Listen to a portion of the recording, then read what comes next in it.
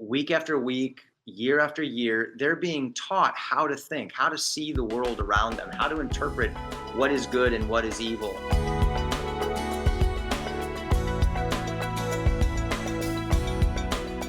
So I know this is an issue that is just prevalent. It's not anything I ever imagined that I would be talking to my kids about it at their ages, but it's all around us. So, and maybe you can talk about how you've done that with your kids. How have you and Chelsea come around them and just brought them back to God's word and what this is what God says? So what a blessing homeschooling is for you. And this is a perfect example.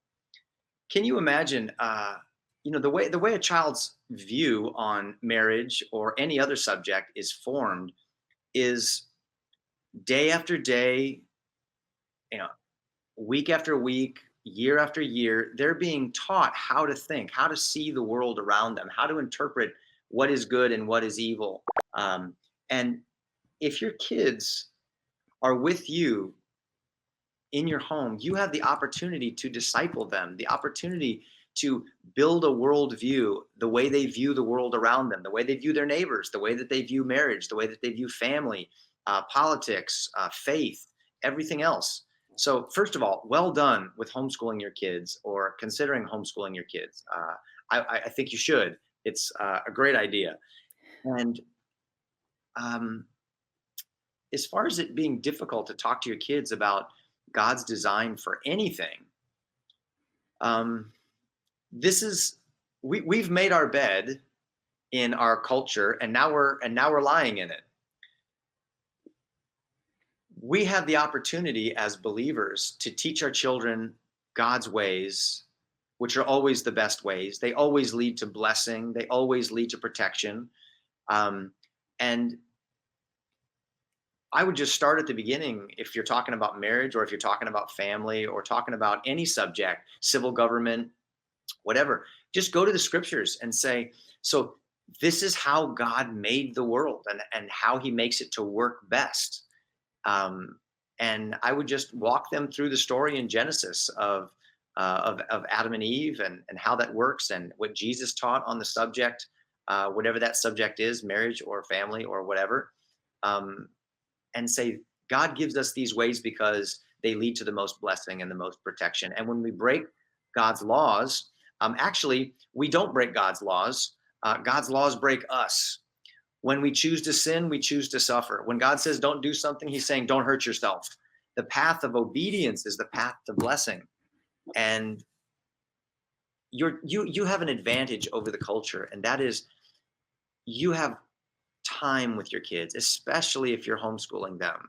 You have time with them to teach them. You're there in the trenches the day in and day out. If you're present as a mom, present as a dad, you're there when their feelings are hurt, when they're scared. You're there to share in their hopes and dreams and to pray with them and to teach them and to answer questions as they come up. You're there to model truth and love and compassion and justice and how to stand against evil in a godly way. And that is so attractive when it is done, earnestly with your whole heart. And when you're doing that in partnership with God, that I think it's no contest between a parent who loves God, discipling their children, together with other families who are helping disciple one another's families. They're no match. The devil and a godless culture is no match for fully committed parents in partnership with God, teaching them a biblical worldview. Yeah. So I would say, hang in there, do your very best, get a hold of some of the resources that you can find through this seminar and conferences and networks, and teach your children the truth in love and trust God with the results. Yeah, great answer. I mean, there's no better place to start than in God's word. Just open it up and say, what does God have to say about it? Because God has a lot to say about that. Homeschool Insights is sponsored by CTC Math. If you're looking for a great online math program, visit ctcmath.com and try it for free. For more great homeschool inspiration and resources, listen to the Schoolhouse Rocked podcast every Monday, Wednesday, and Thursday.